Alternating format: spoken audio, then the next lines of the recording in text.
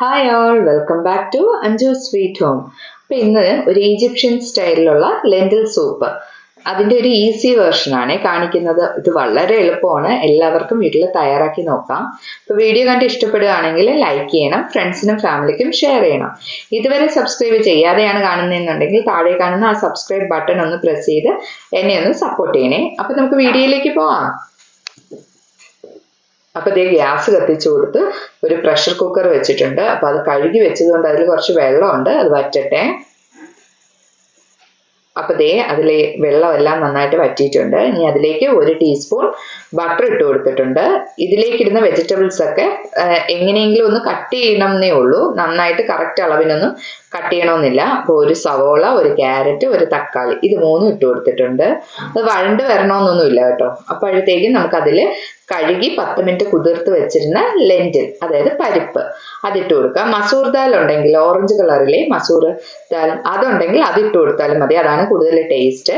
അതിലേക്ക് 1 ടീസ്പൂൺ വെളുത്തുള്ളി പേസ്റ്റ് ഇട്ട് കൊടുത്തിട്ടുണ്ട്, 1/4 ടീസ്പൂൺ മഞ്ഞൾപ്പൊടി, 1 teaspoon Kashmiri chilli powder, 1/4 teaspoon ജീരകം പൊടിച്ചത്, 1/2 ടീസ്പൂൺ കുരുമുളക് പൊടി, ആവശ്യത്തിന് ഉപ്പ്, ഇത്രയും ചേർത്ത് കൊടുത്തിട്ടുണ്ട്. ഇത് നന്നായിട്ട് വെള്ളമൊന്നും വേണ്ട, ജസ്റ്റ് ഒന്ന് മിക്സ് ചെയ്ത് കൊടുത്തതിന് ശേഷം 3 കപ്പ് വെള്ളം അതും കൂടെ ചേർത്ത് കൊടുത്തിട്ടുണ്ട്. ഇനി നമുക്ക് കുക്കർ മൂടി വെക്കാം.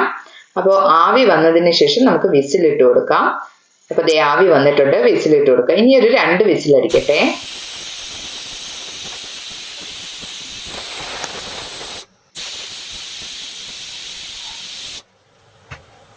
അപ്പോൾ ദേ ഇവിടെ 2 വിസിലടിച്ചിട്ടുണ്ട്. ഞാൻ ഗ്യാസ് ഓഫ് ചെയ്തു.